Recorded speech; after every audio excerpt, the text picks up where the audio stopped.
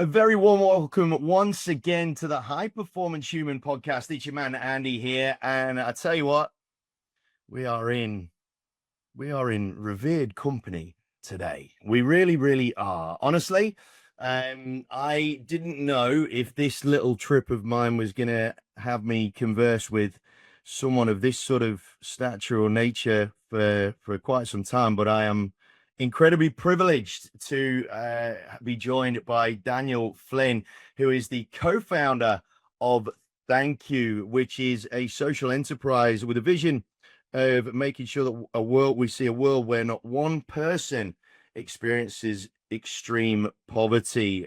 Now, Daniel has not only shifted the narrative around poverty, I would suggest, around the world, but he's done it from a very, very young age. And one thing that I think is going to be amazing in this episode, team, is that the boundaries of your life are only defined by you. And Daniel's very much got an example of someone that has just defined his own boundaries wherever the hell he's wanted to define them, which has been absolutely incredible to follow from afar. So, starting in 2008, Thankyou has become a social enterprise that has very much taken the world by storm. When you have the likes of Mr. Barak Obama, former president of the United States, hounding Daniel to find out when he's going to be taking this thing worldwide, you know he's onto a good thing.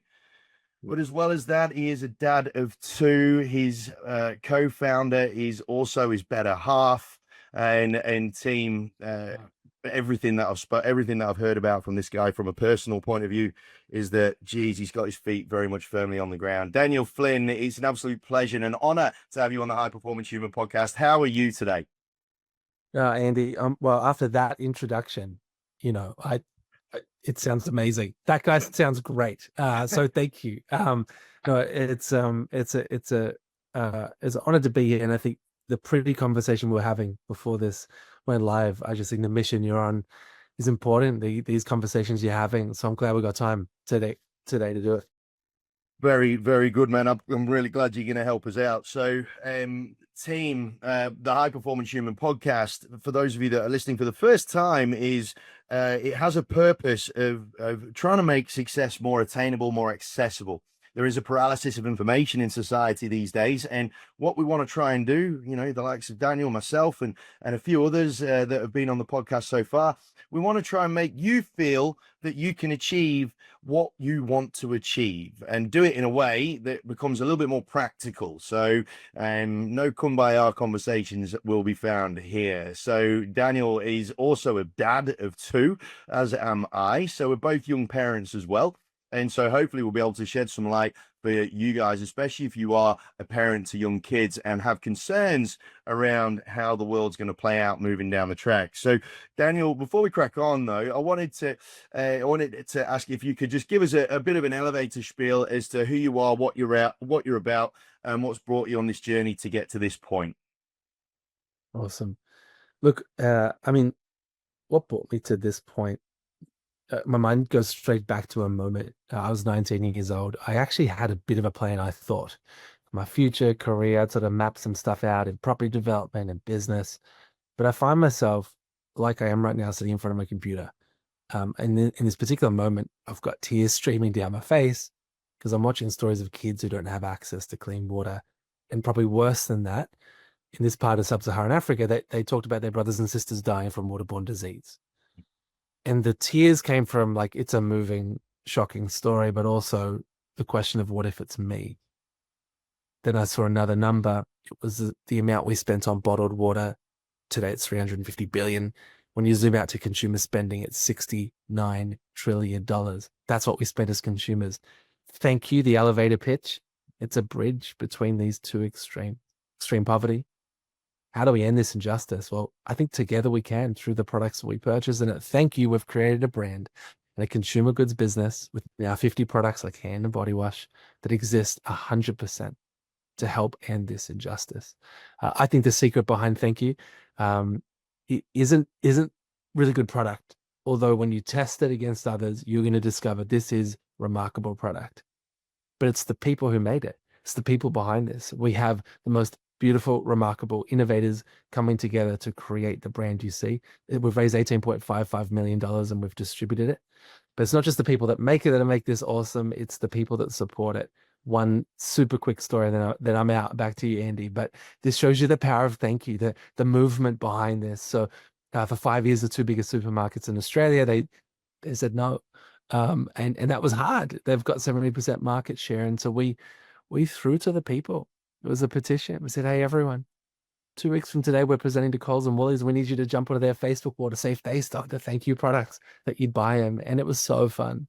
People sung, dance, rapped. We may have flown 2 helicopters, one in Melbourne, one in Sydney, with these 20,000 square foot signs with these huge, it's a dear Coles, thank you for changing the world, in brackets, if you say yes, because we hadn't met yet. And it was this beautiful, like, people powered movement. The helicopter pilots donated their time to fly for free. It was cool because Coles and Woolies took up the call to action. They said yes. Product hits the shelf. Kind of the rest is history. I think, to me, the elevator pitch and Thankyou, if you were to sum it up in one word, it's people. It's people, man. In 2 words, it's probably empowering people. And this is about empowering consumers, but with the profit, empowering those living in extreme poverty to, to help them get out of a cycle that it is trapping and it is costly.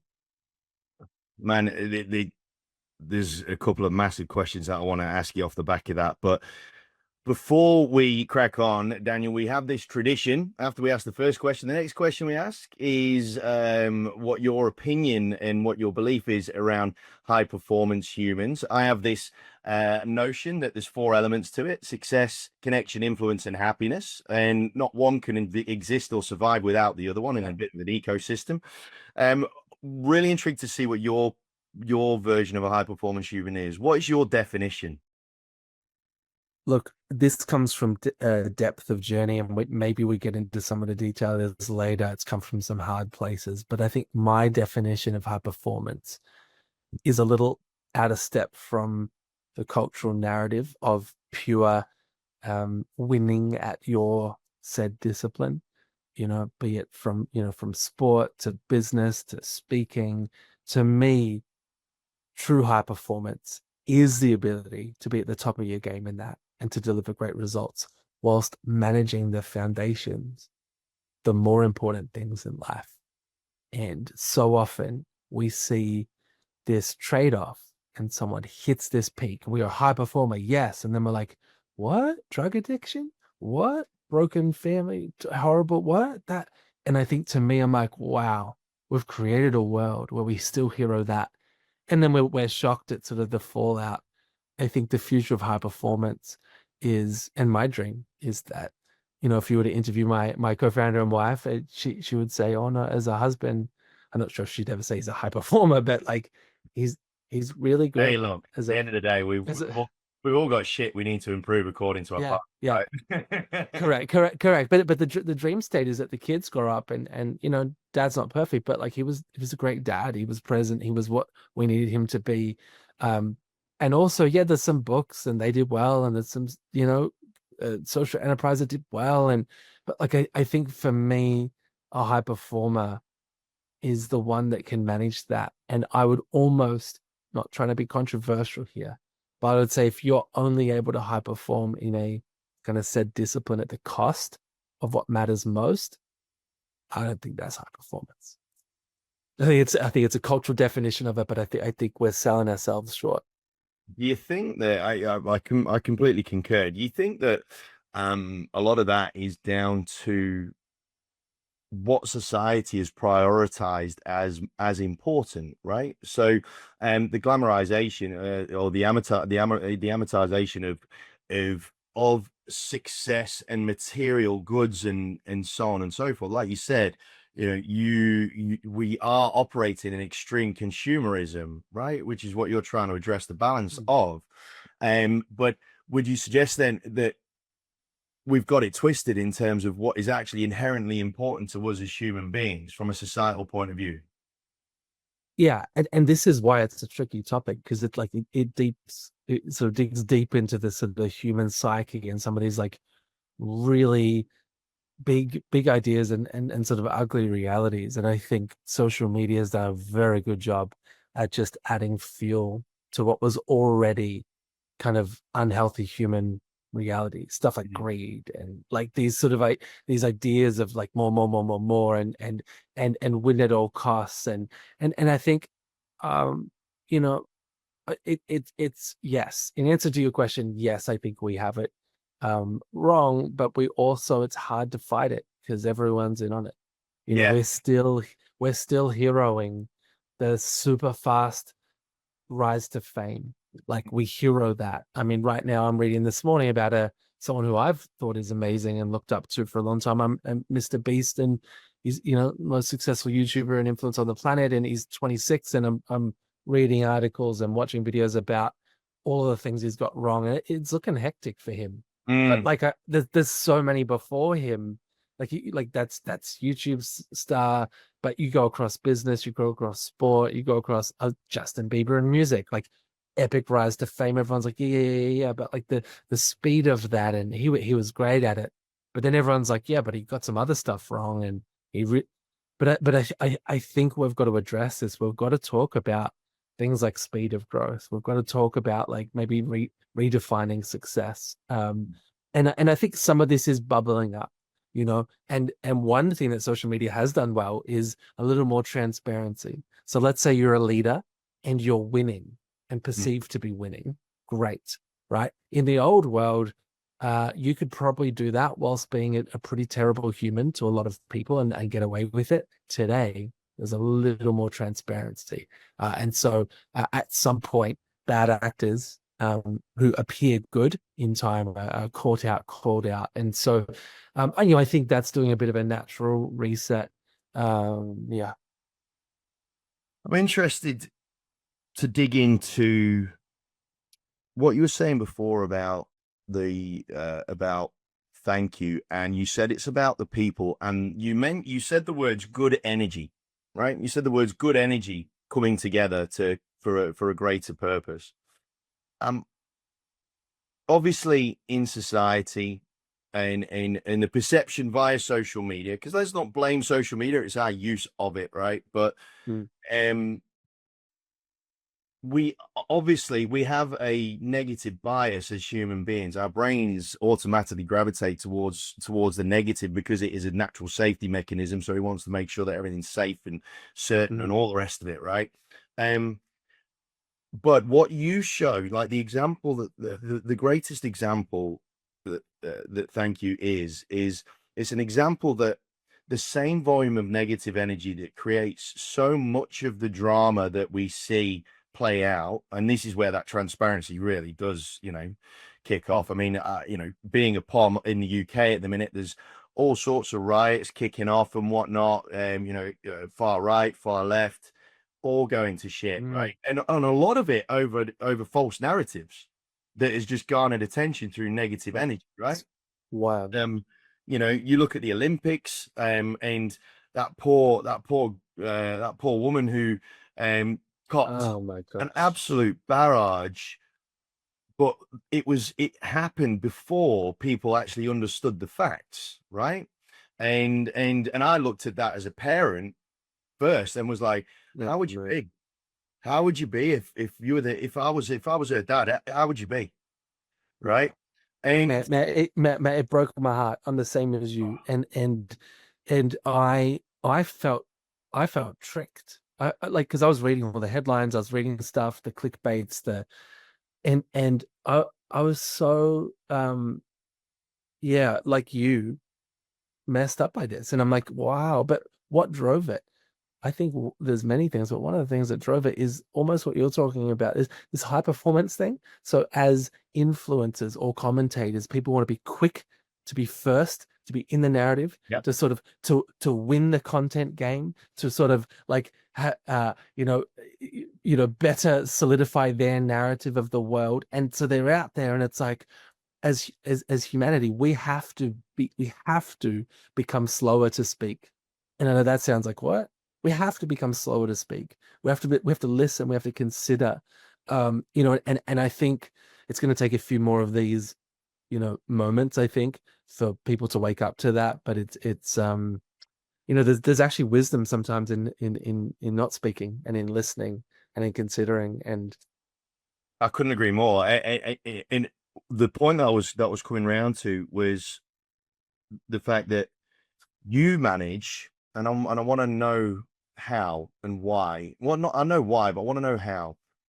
You have got an incredible, natural but refined ability to create viral moments that is born through an abundance of good and positive and great vibes and worthwhile and these incredible things that us humans have the ability within us to do and have and be and broadcast, right? You've managed to harness the good in people and create these ridiculously viral moments, right? That have generated incredible viewerships and whatnot. How have you managed that when humans are inherently looking for negative? okay, so what an interesting topic. I'll give you some of the answer to that question, but just the first an interesting statement I heard. It was like a quote recently, and I don't remember it word for word, but it was along the lines of, um, the world. So the future belongs to the optimist, and I thought that's interesting. The future belongs to the optimists, like those who are optimistic. And there's a role for pessimism, and there's a role for sort of like, hang on, we need to have a realistic view here, and we need to consider everything. But I think like often entrepreneurialism, in fact, most high performance is this sort of bias towards optimism. Like Mm. I can break a world record. How could you break a world record? I can get there, and so that high performance sort of runner, they get there. I was like, that's impossible. For me, I'm very grateful. I'm very grateful to grow up uh with the mum and dad I had. And not everyone gets that. But if there was a chief optimist in the world, I think it's my dad. He would always find the positive in everything. And man, did it annoy me. Like my friends would be like, is your dad okay? Like, is he for real? I was like, no, this is literally my dad. So like if you had a car crash and you met him, and like let's say you both walked out of your cars, so it's bad but not too bad. And this happened, this is a real story, but it was raining and my dad met the person, and like literally he would meet you and be like, wow, it's great to meet you. This is unfortunate, but we wouldn't have met if this didn't happen. And gosh, the rain doesn't make you feel alive. Like it's a view of the world that I'm like, Dad, like, wow. Now, my dad's done actually in his different lines of work over the years, lots of like, yeah, really deep stuff. And so I think his leaning to optimism and this sort of faith view of the world and this hope view of the world, it's not just wishful thinking. Like it is a tool in our toolkit as humans Mm. to fight injustice, to find light in dark places, to bring that light in, to find hope. And so baked into Thankyou, every campaign, every book, every idea is optimism. It's questions like, but what if it did work, instead of the huge amount of data that says, well, that won't work. Mm.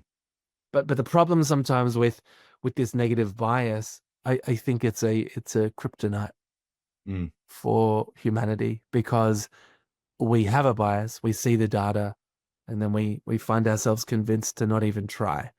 Um, at Thankyou, we'll try. And if we fail, we'll get up again and again and again and again. And we've learnt to treat failure different to maybe how some would view it.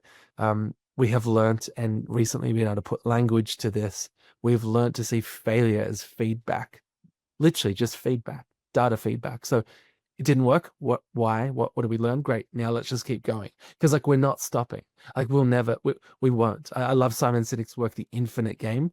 Mm. We just had a hit at Thankyou the other day. Like it was a really tough thing happen, and like it's tricky. Like this business is hard, and it was a punch in the gut. And Kirk, who's our chief commercial officer, he loves The Infinite Game. And I'd sent an email to someone to try and solve this, and they responded back late on a Friday night. I screenshot, text Kirk, the infinite game. And it's just this idea we have of like, let's keep going, let's find a way, let's Mm. find possible. That's one of our values at Thank You. So where'd it come from? Big credit to my dad. But I think for me, for Justine, for our team, we've had to foster a culture that provides space for optimism, right? That provides space for asking these other questions and to wonder what if it did work instead of just the data says no, or why bother? I think when it comes to business entrepreneurship, that sort of carry on, I've had a few of these conversations quite recently whereby people can mistake the analysis of the practicality with negativity, right? So a lot of entrepreneurs, yes, you're right, they are born in optimism, but the ones that really go and actually achieve incredible things or amazing things or just good things, right? They will see a situation and they do have a grounding of practicality that allows them to have a much more solid foundation for that optimism to then grow. Yeah. Yeah. Um, have there been instances, whether it's either been with yourself or conversations between you and your beloved wife, or people on the board, whereby there's been a bit of confusion as to whether are we looking at practicality or are we just being negative here? Like have you had situations and conversations around that sort of stuff? Because a lot of the time that tends to get mistaken because of nothing else other than people just got out of bed the wrong side one day, right? So how have you handled those sorts of conversations when it's been brought into question? Are we looking at this practically or are we looking at this negatively? Yeah, it's incredibly important. It's nuanced, and I didn't handle it well early on because for me, as someone who's quite optimistic, I'm like, hey, let's find a way. Um, it I just saw everything as negativity. I was like, why? Like, what is this negativity? When actually, I've seen the flip side of what happens when you are overly optimistic. You got a bunch of group think sort of forming. You're not critically looking at. You're not really thinking about the risks and how you're going to manage it, and then you just basically jump off a cliff, and there is no plane to build on the way down. Like you literally forgot the parts. So in entrepreneurialism, it's like, yeah, you build the plane on the way down. Yeah, sure, but there's some elements you got to have. Otherwise, you just you're swinging your hands in the air and you're gonna die. So I would love to say we've learnt. I think I'll spend my life learning how to delineate between negativity and important practicality. And apologies everyone for that note. I need to put my computer on silent. Its notifications are on. But I think it also comes down to trust with the people you're working with and that depth of relationship, to be able to understand like, okay, no, this is either negativity, and everyone, myself included, can be negative. I'm optimistic, but I can get real negative, and being able to delineate between the two. So I don't, yeah, I don't even know if humans, sometimes we know the difference as we say it. We'll say it's practical. Everyone will say that, but Yeah. um, And that's yeah, and that's a fair point. That's a fair point, Daniel, that sometimes we can disguise negativity as practicality, right? Or laziness as practicality. Or it's something else that is equally as not great. And yeah, and you could also argue, right? If you think about this from a movement perspective, take that transgender or non-transgender issue as it was in the Olympics with the boxing. yeah. One thing that you just made mention there, before you said that we'll probably need to see a few more of these instances for the reality to sink in. And when we think about what we just said before, is that anything that builds genuine, fortifiable, solidified momentum and growth is born in a foundation of reality and practicality, right? We could start to see the chinks in the armor of some of these negative movements coming to pass, because a heck of a lot of it is not ground in reality or practicality or what have you, right? And I'm hoping, and I think this is a really good point that we're perhaps highlighting here, that we stumbled across, is that you can argue your case your side one way or the other, right? People have opinions on stuff, and everybody's entitled to one. But the practical reality as to whether a movement is legit or not is going to be the one thing that underpins whether any of these things actually cause major effects or major changes in society these days, right? And I think that we're starting to see little glimmers, maybe of hope, whereby people are starting to recognize validity versus fear and scaremongering and agenda bias and what have you, right? What do you think when you think about a couple of the movements that are garnering, momentum, whether it's good or bad? And like I said, tying it in with what I highlighted about you managing to garner that positive optimism and whatnot in people.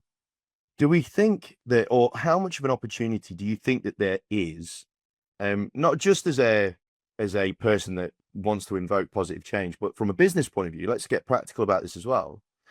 As to the amount of optimism, or the amount of space for optimism that there is in society these days, and how much optimism can be as a magnet for success. Look, it's interesting with all this negativity and the way that we've got this negative bias, and bad news travels faster than good news, and we've seen that controversy is what gets clicks and attention, and this is truth. It sucks. In fact, I did years ago a media training session, and I hadn't done it before, and we're getting a lot of media, and someone's like, "Have you been media trained?" I'm like, "What? You can?" And I did this session, and basically, my one thing I remember is they said, "Media, the entire business summed up in one word is controversy."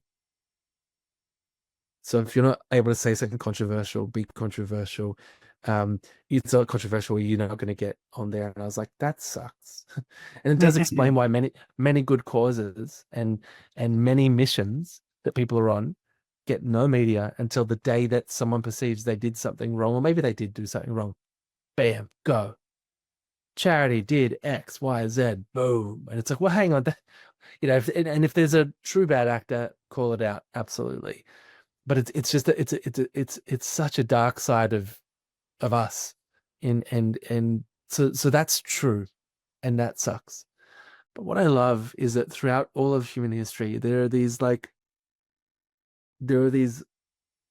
pillars of hope and optimism against all odds.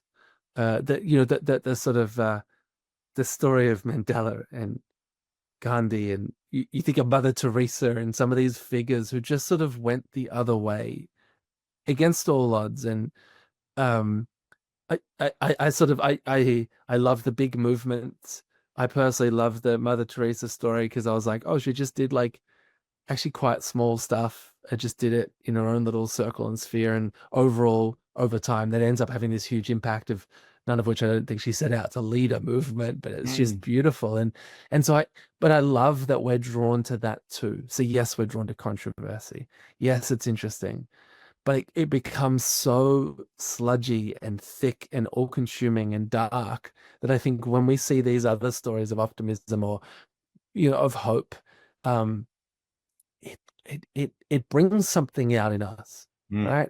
And I've often described Thankyou, and we talk about it in some of that internal language we use with partners. I do have Thankyou and even purpose as salt.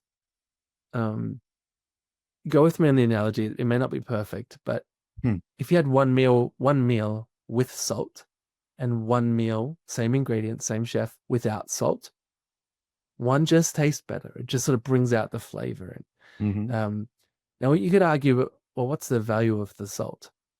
Hard to figure that out. But all we know is that it absolutely does something. It brings this sort of flavor out. And I think purpose and hope, it actually is like salt. It brings the best out in all of us. And we've seen that time and time again. This brings the best out in retailers, in manufacturers. It brings the best out in consumers. It brings the best out in people. And I love it. In fact, once I was challenged by a big VC fund, they're like, how on earth does Thankyou deliver the level of innovation you do when you don't have the budgets or the size of the teams that these other sort of competitors have? So, well, the answer, I think, is the salt purpose piece. Because when someone works with their craft, not just for themselves, but for the benefit of humanity, for a deeper purpose. So they could be a product developer that their whole life they've made, you know, hand wash or they've made a deodorant or whatever. Then they get this brief in this project, and all of a sudden it's like, hang on, you tell me I can bring what I've got to maybe do my last best work that's going to improve the world. Like that's bringing a flavor out in me, and so I'm like, that's the secret. It's not money. It's not all the budgets and all the team. It's this idea of purpose. And so back to your question, like yeah, I may have lost myself a bit here, but I think the controversy is real. I think, but I think the hope we're attracted to it, and so I want us to be an example of it. I want and I think the call to action is I mean, Mother Teresa's a great example. Start with what you can do in your circle, make a difference to the few people around you. That's enough. If it goes further, great. Um, yeah. I think your final point there in highlighting using Mother Teresa is a really good example. It does talk to the point that um, you can only control, you can only influence what you can influence, right? Yeah, we can't Yeah. change the world, but we can change the things in and the people in our world, maybe, right? Yeah. And Yeah. and I think that there is merit in that because I was actually having this conversation with my partner, and she, bless her, she loves going on a bit of a rant about how the world's working and operating and whatnot, and you know society are a bunch of sheep, and we as a Mm. society need to come together. And like, yeah, but darling, the society cannot just change as one. We need to have a series of small changes that accumulate to a grand shift to make it really work if we're to try and invoke any sort of change.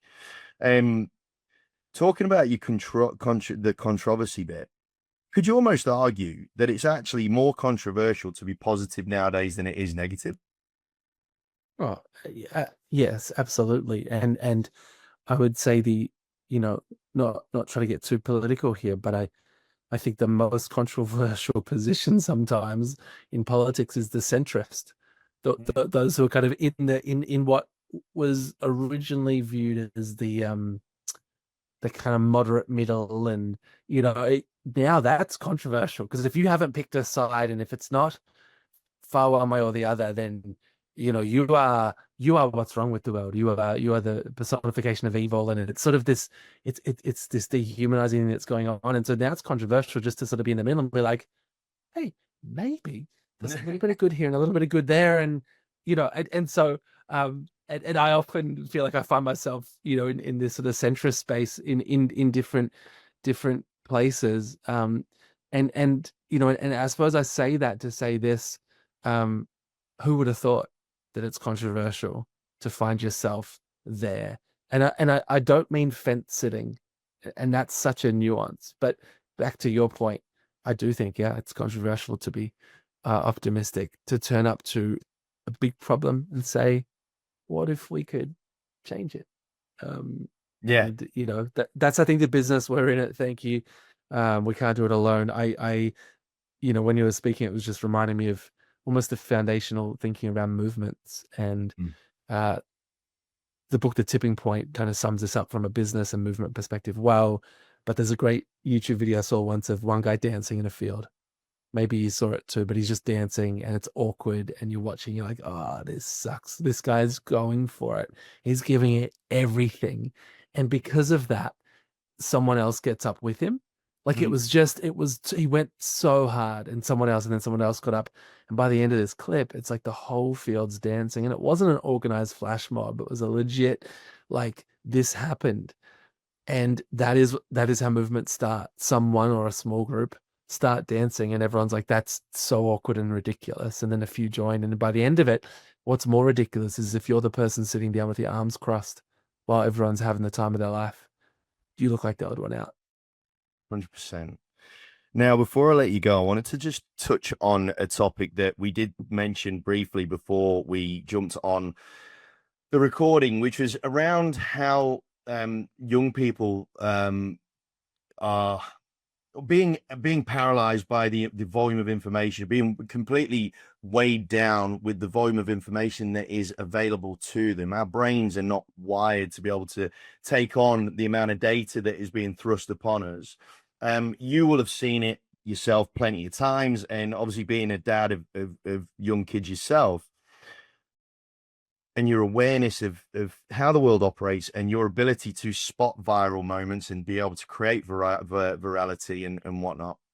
And what's your take on how the youth can sort of start to slowly turn the engine over when it comes to doing things for themselves? Is it, how do we help these people to get away from the sheer scale of noise that's going on and be able to focus? Because that's something that you clearly did, back when you were 19.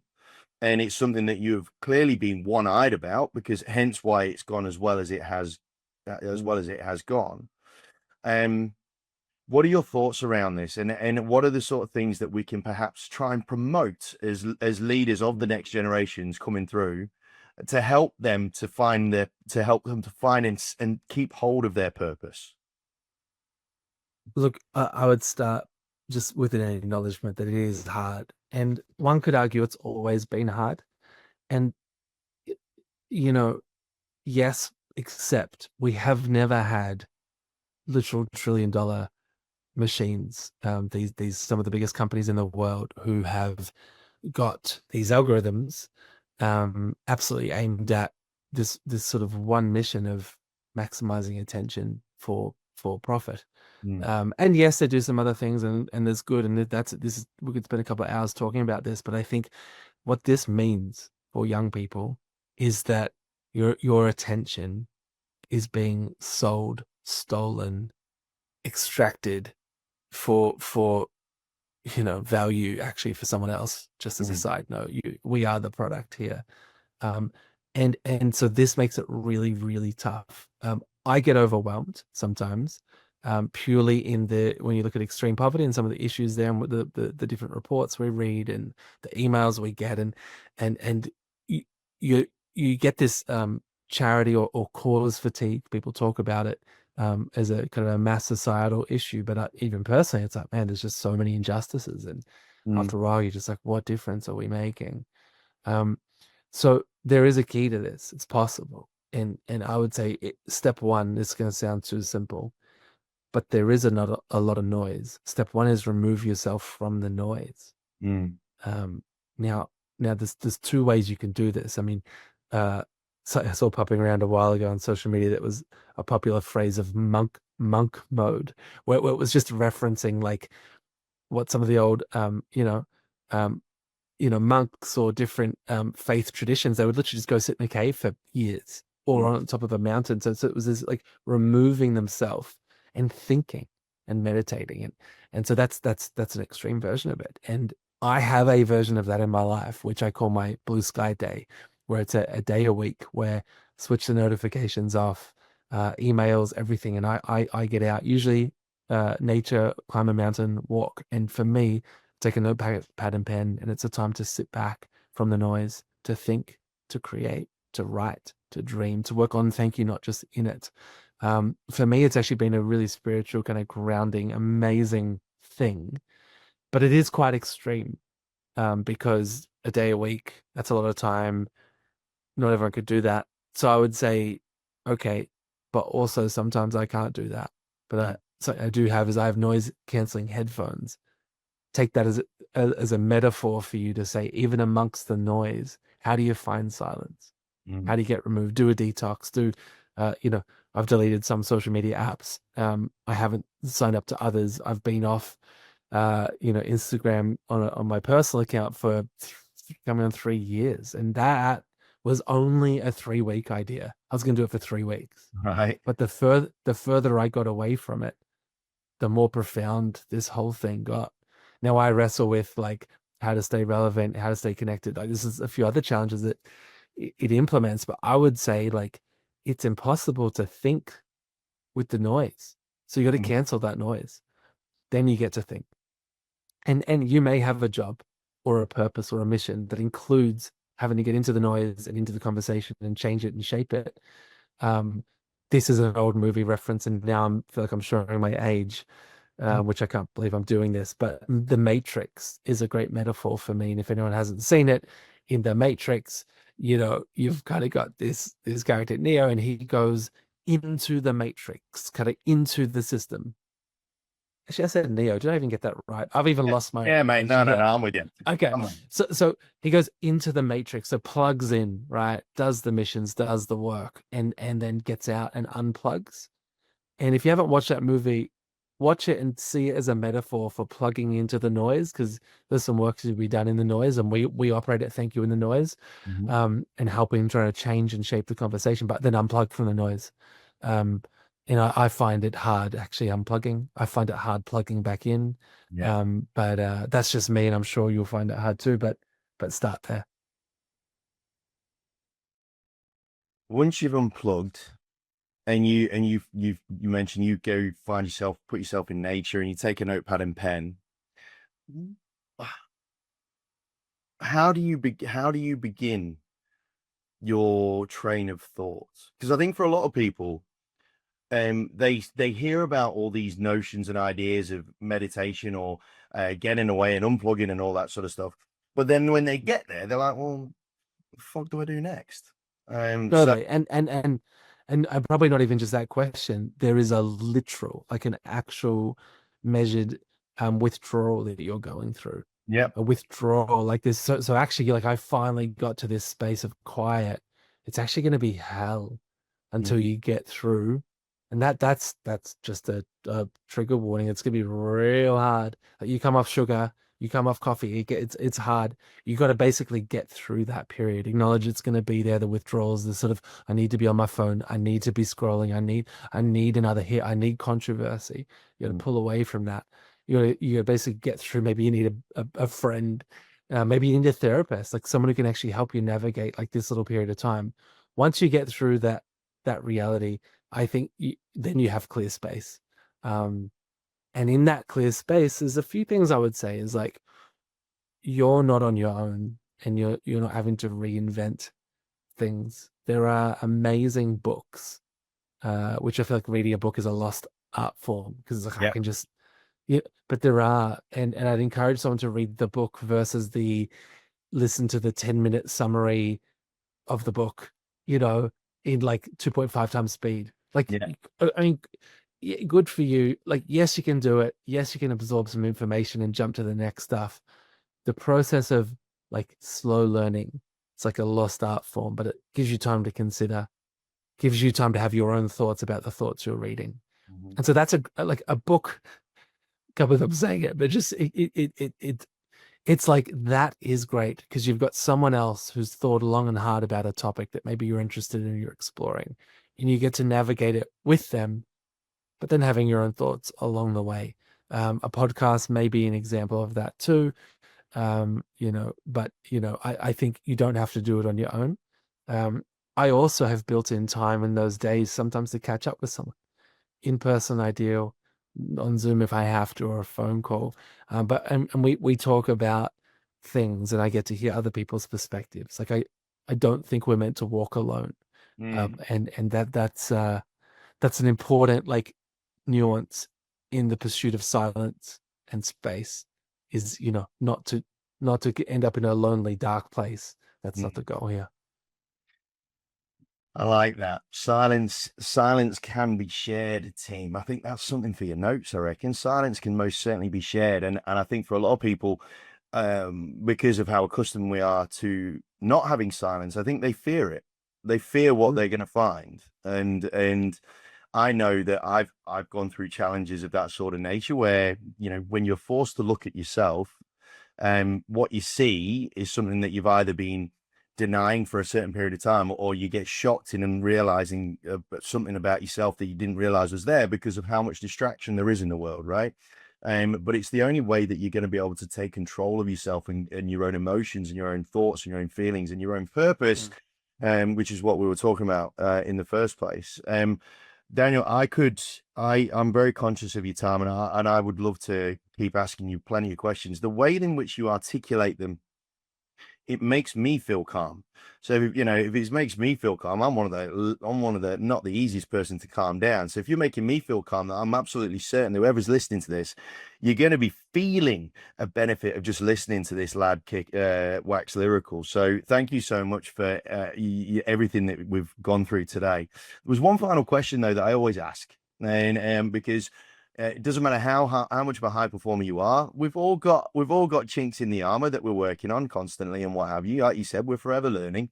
Right now, I'm sure you've got some serious, some massive projects on the go, and let alone learning how to be a dad again because the routine's changed again. So tell me, if in your search towards your next version of high performance, what is the one thing that you personally feel that you need to work on the most? My mind's split because I mean, practically there's some stuff I'm like, I need to get better at, from a content storytelling, actually cutting through the noise.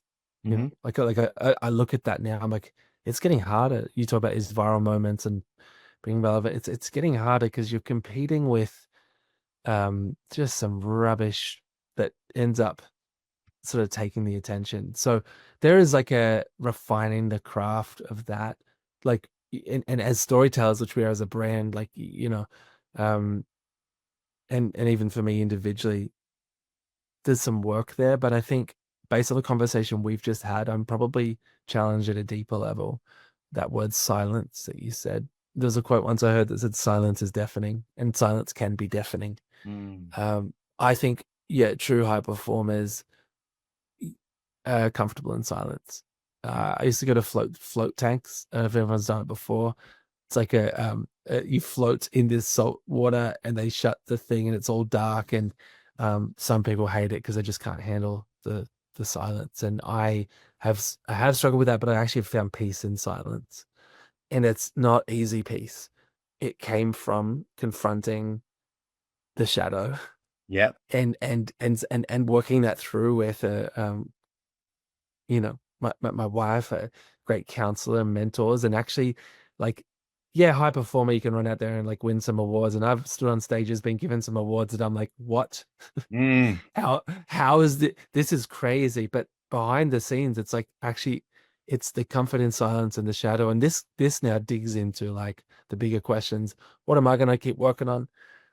Finding more space for silence, making sure that I've got, not just comfort in it, but I've got the foundations right. And it's probably in that space where I'll hear things like, I say I'm working on being a good dad, but am I giving enough time? And like, what's the plan I've got for Jed and River for the next couple of years? I can tell you the Thankyou plan. I can tell you the business plan. I can tell you how exciting it is. I can tell you what we've got coming. I can tell you what I think it's going to do and the optimism I have. But what's my plan for the kids? What's our plan for the kids? And so anyway, I'm going to continue to confront that space. I think that's what I can continue to work on. Daniel Flynn, co-founder of Thankyou. I cannot thank you enough, my man. There's certainly things that I'm going to take on from here, and there's certainly plenty of things for your notes, gang. Those of you that are paying attention, I think there's something in being controversially positive. I think there is a joy to be found in that, and I think that what Daniel said is absolutely spot on.